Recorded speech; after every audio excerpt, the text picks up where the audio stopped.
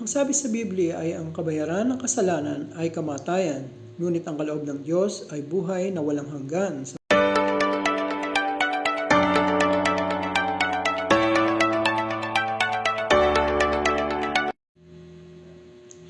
Ang sabi sa Biblia ay ang kabayaran ng kasalanan ay kamatayan, ngunit ang kaloob ng Diyos ay buhay na walang hanggan sa pamamagitan ng Kristo Jesus na ating Panginoon. Ito ay matatagpuan sa Roma 6:23. Ngayon ay linggo ng mahal na araw, at ang buong mundo ay gumugunita nito. Ano ba ang Holy Week? O ano ba ang mahal na araw? Ang Holy Week o mahal na araw ay ang paggunita sa pinakamahalagang pangyayaring naganap sa kasaysayan ng tao mahigit 2,000 taon na ang nakaraan. Halos ang buong sanlibutan ay nagdiriwang o gumugunita ng mahal na araw o ng Holy Week. At ang pagunitang ito ay bilang isang pagbibigay parangal o pagbibigay galang o pagsamba sa Diyos at kay Kristo Jesus na ating Panginoon. Ang malungkot nga lang ay sa milyon-milyong mga tao na nagdiriwang at gumugunita ng mahal na araw, marami ang walang idea o kaalaman tungkol sa kanilang ipinagdiriwang o ginugunita. Basta nakikipagsaya lang sila dahil sila ay nagiging na-entertain sila. Yung iba, mayroon silang bahagyang kaunawaan o kaalaman, subalit di nila alam ang buong kahulugan o patungkol sa krus. At sa hindi nila alam ang kaimportantehan ng kasaysayan ng Holy Week o ng mahal na araw, marami ang walang kaalaman kung ano ang patungkol sa krus at ang kahulugan ng krus at kung sino ang responsable sa plano para sa misteryo ng krus ni Jesucristo. Ang sabi sa Efeso 1:4b, hinirang na tayo ng Diyos bago pa niya nilikha ang sanlibutan. So malinaw na sinasabi dito na ang Diyos na nakakaalam ng lahat, alam na niya na tayo ay magkakasala bago pa man niya nilikha ang sanlibutan. At alam din ng Diyos kung sino-sino ang maliligtas at kung sino-sino ang hindi maliligtas. At dahil alam na ng Diyos ang lahat ng mga ito, kaya siya nagplano, gumawa ng kaparaanan upang maligtas ang sangkatauhan. Ang planong pagtubos para sa kaligtasan ng sangkatauhan ay ang krus. So, ang krus ay plano na ng Diyos bago pa niya nilikha ang sanlibutan. Hindi nung nagkasala si Adan at si Eva sa Hardin ng Eden. No, matagal na nung simula pa. Ngayon punta tayo sa Efeso 1:5. Ang sabi dito, tayo ay kanyang itinilaga upang maging mga anak niya sa pamamagitan ni Kristo Jesus. So ayon dito, kilala na tayo ng Diyos bago pa niya nilikha ang sanlibutan o bago pa tayo pinanganak. That's amazing, amazing. God is so amazing. So ano ang ipinahihiwatig at ang patungkol ng krus? Ang krus ay tungkol sa kung paano itinupad ng Diyos ang kanyang itinakdang plano na iligtas ka, iligtas ako at ang mga taong maliligtas pa. Ang krus ay ang probisyon at paraan ng Diyos upang tulayan ang naging agwat sa pagitan niya at ng sangkatauhan dulot ng kasalanan. Ito ang patungkol ng krus. Ang plano ng Diyos, nakaligtasan ng sangkatauhan bago pa man niya nilikha ang sanlibutan. Bakit kaya pinili ng Diyos na makapangyarihan sa lahat ang kaligtasan para sa sangkatauhan, gayon alam naman niya na sila ay susuway sa Kanya at magkakasala? Bakit kaya? Ano sa palagay niyo? At ano kaya ang motibo ng Diyos upang bumuo ng plano pagligtas para matubos ang sangkatauhan? Ang sabi sa Roma 3:23, sapagkat ang lahat ay nagkasala at walang matuwid sa paningin ng Diyos. So, walang nakaabot sa kaluwalhatian ng Diyos. Lahat tayo ay nagkasala, lahat tayo ay lumabag sa kautusan ng Diyos. Subalit, isa sa mga layunin ng Diyos ay ang pagpapatawad. Subalit, hindi niya tayo pwedeng mapatawad na parang walang nangyari, na baliwalain ang kasalanan. God can't do that kasi siya ay isang banal na Diyos. Kaya nga siya nagkaroon ng kaparaanan upang magkaroon tayo ng kapatawaran ng kasalanan mula sa Diyos bago pa niya nalikha ang sanlibutan. At ito ay ang krus ni Jesus. Ang krus ni Jesus ang nagsilbing daan upang mabuo muli ang relasyon ng Diyos sa tao. Ito ang patungkol mula sa krus. Ngayon, ano sa palagay nyo? Ano sa palagay nyo ang pangunahing motibo ng Diyos para sa kanyang planong pagligtas at pagtubos para sa sangkatauhan, bagamat alam niya na sila o tayo ay magkakasala? Walang iba kundi ang pag-ibig, ang kanyang pag-ibig para sa atin, sapagkat ang tao ay kakaiba sa lahat ng kanyang mga nilikha na may buhay. Ang tao ay nilikha ng Diyos ayon sa kanyang wangis at pagkakatulad. Amen?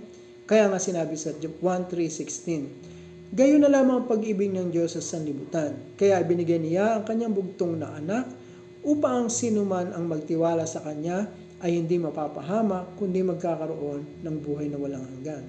So ang buhay na walang hanggan ito, ibibigay ito pag tinanggap mo si Jesus sa iyong buhay, hindi pag ikaw ay namatay na. Napakagandang pakinggan, di ba? Ito pa ang isa sa Roma 5:8. Ang sabi ay, ipinadama ng Diyos ang kanyang pag-ibig sa atin nang mamatay si Kristo Jesus para sa atin nung tayo ay makasalanan pa. That's amazing. That's an amazing grace of God. So ang pag-ibig ng Diyos ang nagdulot ng kaligtasan para sa sangkatauhan sa pamamagitan ng buhay ni Jesus na kanyang ibinuwis para kapatawaran ng ating mga kasalanan. Ito ang pangunahing motibo ng Diyos, ang kanyang pag-ibig sa atin, kanyang pag-ibig sa iyo at sa akin at sa lahat. Ang sabi sa Ezekiel 18:4, ang kaluluwang nagkasala, ito ay mamamatay. At sa Roma 6:23, ang sabi ay, ang kabayaran ng kasalanan ay kamatayan. At sa libro ng Mateo, ang sabi ni Jesus ay, ang Diyos ay Diyos ng mga buhay, hindi mga patay. Ngayon, ayon sa Ezekiel 18:4 at Roma 6:23, ang sangkatauhan ay consider na napatay sa paningin ng Diyos, dulot ng kasalanan. Ang lahat ay nagkasala, so ang lahat ay consider na sa paningin ng Diyos na isang patay. Sa libro ng Pahayag, may sinabi tungkol sa pangalawang kamatayan sa chapter 20 verse 14 and 15. Ang sabi ay, pagkatapos ay itinapon sa lawang apoy ang kamatayan. Ang lawang apoy na ito ang pangalawang kamatayan. At sa verse 15, sabi, itinapon sa lawang apoy ang sinumang hindi nakasulat ang pangalan sa aklat ng buhay. Ano ba itong aklat ng buhay na sinasabi dito? Ang aklat ng buhay ay ang talaan ng Diyos ng mga pangalan ng taong na sumunod sa kanyang ipinag-utos. At ano naman itong pinag-utos ng Diyos? Na maniwala at sumampalataya kay Jesus na kanyang bugtong na anak. That's it. Maniwala at sumampalataya. Ang lawang apoy dito ay ang impyerno. Tinawag na pangalawang kamatayan dito sapagkat ang mga tao habang nabubuhay pa dito sa lupa, maski consider na napatay sa paningin ng Diyos dahil sa kasalanan, mayroon pa ring pag-asa na magkaroon sila ng buhay na walang hanggan mula kay Hesukristo. Ano sabi sa John 3:16? Gayon na lamang ang pag-ibig ng Diyos sa sanlibutan, kaya ibinigay niya ang kanyang bugtong na anak na si Jesus upang ang sumampalataya sa kanya ay hindi mapapahamak, kundi magkakaroon ng buhay na walang hanggan. At sa John 14:6, sabi ni Jesus, ako ang daan, ang katotohanan, at ang buhay. See, hanggat humihinga pa ang mga tao, may pag-asa pa na magkaroon ng buhay na walang hanggan at maligtas. Ito ay sa pamamagitan lamang ng pananampalataya kay Kristo Jesus na anak ng Diyos. Wala nang iba. Pakinggan at intindihin ninyo itong maigi ang sinasabi sa John 3:36. Ang sabi ay, ang nananalig sa anak, talking about Jesus, ay may buhay na walang hanggan. Ngunit hindi tumatalima sa anak, hindi magkakaroon ng buhay, mananatili sa kanya ang puot ng Diyos. Wow. So, ang bawat nilalang dito sa lupa ay pwede pa rin magkaroon, makamit ang buhay na walang hanggan kung sila ay mananalig at mananampalataya kay Kristo Jesus. Dahil kung hindi, ang sabi sa Hebreo 9:27 ay, itinakda sa tao na minsan lamang mamatay at pagkatapos ay ang paghuhukom. Ito yung sinabi ko sa inyo kanina na hanggat nabubuhay pa ang tao, may pag-asa pang maligtas. Ngunit kapag ang tao ay namatay na, that's it. Paghahatol na ang kasunod. So, sa puntong ito, yung mga hindi tumalima at nanampalataya kay Jesus, wala nang pagkakataong maligtas pa. Sa mga tumalima naman at nanalig at nanampalataya kay Kristo Jesus at napagkalooban ng buhay na walang hanggan, ang kanilang pangalan ay nasulat sa libro ng buhay. Ibig sabihin, walang hanggan nilang makakapiling si Jesus sa kalangitan. Pakinggan mo ang sabi dito sa 2 Corinthians 5:6. Ang sabi, tayo ay tiwala at lubos na nasiyahan. Na pag nawala tayo sa katawang ito, tayo ay paroroon sa piling ng ating Panginoon. See? Ang sinasabi, pag namatay ka, diretso ka agad sa Diyos kung ikaw may pananampalataya kay Jesus. Ngayon, sa dito malima o hindi nananalig, ang puot ng Diyos ay mananatili sa kanila. Sa paghahatol, sila ay hatulang itapon sa lawa ng dagat-dagat ng apoy ng impyerno. Ito ang tinatawag sa Biblia na pangalawang kamatayan dahil wala na silang pagkakataon o tsansa na maligtas pa at magkaroon ng buhay na walang hanggan. That's it. Once you die and you're dead, that's it. No more chances. Sila ay habang buhay na mananatili sa lugar na iyon na tinatawag na place of torment o lugar ng kapahamakan at paghihirap. Kanilang choice yun. Hindi nais ng Diyos na ang sinuman ay mapahamak, ngunit ang kanyang hangarin ay ang lahat ay magsisi sa 2 Peter 3:9. Bago pa nilikha ng Diyos ang sanlibutan, hindi niya ninais na ang sinuman ay mapahamak sa lawang apoy ng impyerno. Kaya nga nagkaroon siya ng plano at kaparaanan para sa ikaliligtas ng bawat isa sa atin. At ito ang krus ni Jesus, ang kaparaanan at plano ng Diyos. Ang hangarin ng Diyos ay pagsisihan natin ang ating mga kasalanan, ihingi ng kapatawaran sa Diyos, at tumalima, maniwala at manampalataya sa kanyang anak na si Kristo Jesus, at tanggapin siya sa ating buhay para sila ay maligtas, para tayo ay maligtas. Ano ang sabi sa John 3:16b? Kung sino man ang sumampalataya sa Kanya ay di mapapahamak, kundi magkakaroon ng buhay na walang hanggan. Ngayon ang tanong, paano ba ang maligtas? Ito ang sabi sa Biblia, sa Roma 10:9. Pakinggan nyo ito. Ang sabi ay, kung ipahahayag ng inyong mga labi na si Jesus ay Panginoon at manalig ka ng buong puso na siya ay muling binuhay ng Diyos, maliligtas ka. So, upang ikaw ay maligtas, kailangan mong ano? Mula sa John 3:16, first, kailangan mong maniwala kay Jesus. Manampalataya ka sa Kanya ng buong puso, sapagkat walang taong makapagpapahayag sa kanyang labi na si Jesus ay Panginoon kung wala siyang paniniwala at pananampalataya kay Jesus. Amen? Sunod, you need to have faith that God raised Jesus from the dead, from your heart. Kailangan kang manalig ng buong puso na si Jesus ay muling binuhay ng Diyos. Ano ang sabi pag ginawa mo ito? Sabi ay, maliligtas ka. Pangako yan mula sa Diyos.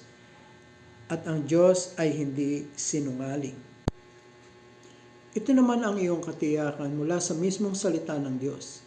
Ang sabi sa Roma 10:11 ay, Hindi mabibigo ang sinumang nananalig sa Kanya. Speaking of Jesus Christ, pangako yan ng Diyos. At sa verse 13, ito naman ang sabi, maliligtas ang lahat ng tumatawag sa pangalan ng Panginoon. Pangako rin yan ng Diyos. And I promise you, you can count on it. Salita yan ng Diyos. And I experienced that already. So, ngayon, handa ka na ba na maligtas? Handa ka na ba na magkaroon ng buhay na walang hanggan? Para makapiling mo ang Diyos sa langit? Kung handa ka na, mayroon akong itatanong sa iyo. Sagutin mo ang mga ito mula sa puso mo. Kasi ito ay importante na malaman ko para kung handa ka na talaga. Tapos, i-guide kita. Simple lang, ABC steps lang. So, ready ka na? Unang tanong ko sa iyo ay, mula sa narinig mo sa mensahe, naniniwala ka ba kay Jesus na siya ay anak ng Diyos? Pangalawa, naniniwala ka ba na si Jesus ay namatay sa krus para sa iyo, para kabayaran ng iyong mga kasalanan? Pangatlo, naniniwala ka ba mula sa iyong puso, buong puso mo na si Jesus ay muling binuhay ng Diyos makalipas ang 3 araw? Naniniwala ka ba dito? Kung oo ang sagot mo sa mga katanungang ito, ngayon ay tatanungin kita, handa ka na ba imbitahan si Jesus sa iyong buhay upang maging iyong tagapagligtas at Panginoon? So, handa ka na ba? Kung handa ka na, ito lamang ang dapat mong gawin. 3 step lang. At madali lang ito. A, sabihin mo kay Jesus na naniniwala ka na siya ay namatay sa krus para sa iyo, para kabayaran ng iyong mga kasalanan. B, pagkatapos mo yung A, ito yung kasunod, ihingi mo ng kapatawaran ang iyong mga nagawang kasalanan sa Diyos, sa pangalan ni Jesus. C, anyayahan mo si Jesus sa iyong buhay bilang iyong tagapagligtas at Panginoon. That's it. Easy. I promise you, pag dinasal mo ito at ikaw ay tapat sa iyong puso, maliligtas ka at mapapabilang ka sa pamilya ng Diyos na ating Ama na nasa langit. Pakinggan mo itong sabi sa Juan 1:12. Ngunit ang lahat ng tumanggap at nanalig sa Kanya, speaking of Jesus Christ, ay pinagkalooban niya ng karapatang maging anak ng Diyos. You hear that? Okay, magiging isang anak ka ng Diyos, ating Ama sa langit. How awesome, right? You're gonna be part of God's family in heaven, in the kingdom of heaven. So, pag natanggap mo na si Jesus sa buhay mo, suggest ko sa iyo ay humanap ka ng isang Christian church sa lugar mo at basahin mo ang Biblia at pag-aralan ang salita ng mga Diyos para kadagdag sa iyong kaalaman. Amen? Okay. I'm gonna close now in prayer. Dear Lord God, Heavenly Father, I'm grateful for all the things you've done. Sa plano mo, bago mo pa nilikha ang mundo, sa plano mo na iligtas ang sangkatauhan para kami ay maligtas, para kami ay magkaroon ng buhay na walang hanggan, para kami ay mapabilang sa iyong pamilya, para i-spend namin ang aming eternity sa langit. Salamat for your mercy, your grace, your faithfulness, your goodness, and unconditional love. At salamat sa iyong anak na si Jesus na iyong ibinigay para sa amin, para maging sakripisyo, para kabayaran ang aming mga kasalanan. At maraming salamat sa iyong Holy Spirit na iyong pinadala sa amin upang kami gabayan sa buhay na ito na aming natanggap mula sa aming pagpananalig, pagtitiwala at pagtalima sa iyong anak na si Jesus. Maraming salamat. All praise and glory to you, O God. In Jesus' name, we pray. Amen.